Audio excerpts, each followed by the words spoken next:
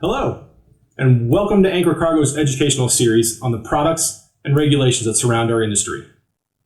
We understand cargo control can be a lot to wrap your head around, but don't worry, we're here to help. We'll break things down into relatable categories, and then with each episode dive deeper and deeper into that category.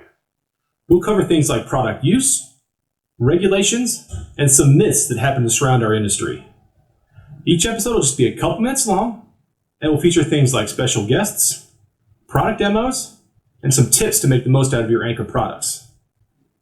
If this is something that interests you, we'd love it if you click subscribe, and don't forget to hit that bell to be alerted when we drop a new episode. Please enjoy. This episode is Ratchet Strap 101, basic use of the most common form of cargo control. We'll cover how to set one up, as well as tension it and release it. My name is Matt, and I'll be your host for this episode. All basic tie-downs have two components, a fixed end and an adjustable end. There are some cases where there is no adjustable end, such as a lashing strap or an endless loop tie-down. But for this video, we'll focus on the most basic style of tie-down. The fixed end is where you'll find the ratchet buckle and one half of the attachment hardware. In this case, a wire hook. The adjustable end has the bulk of the webbing and the other half of the attachment hardware. To thread the ratchet buckle, close the handle with the mandrel opening near vertical,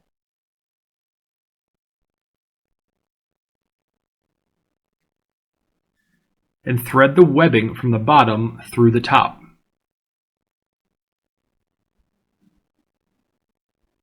Pull the excess web through the buckle until it's snug against the load. This should leave you with enough slack to tighten the strap securely without having too much excess webbing to take up. Now that we're threaded with all the slack pulled through, it's time to tension a ratchet against your load. Now this is where one of the biggest mistakes in using a ratchet tie-down is made. It only takes 2 to 3 wraps around the mandrel to secure it properly and get full load capacity. Any less than that, and you risk the web slipping on itself and losing tension.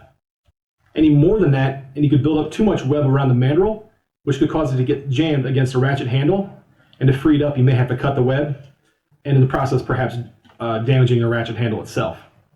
Typically, 6 to 8 cycles is all it takes to secure a load properly. So, if you find yourself endlessly ratcheting away, you may want to start the process over by pulling some extra slack through and then beginning the tensioning process again. Once you're fully tight, make sure you close the ratchet on itself. This locks it in place and prevents the sprocket from slipping. Releasing the tension on a strap is a very straightforward process.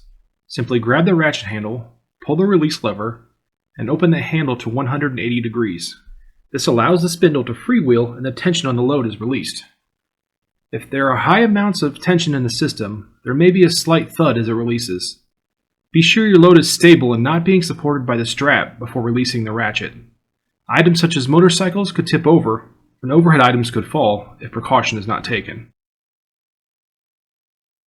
There you have it. We hope you learned something today about these incredibly useful tools. Please subscribe to our channel, and make sure you turn on the alerts so you don't miss out on our more advanced ratchet tie-down tutorials, as well as all the other product videos we have coming for you. Thanks and have a safe day.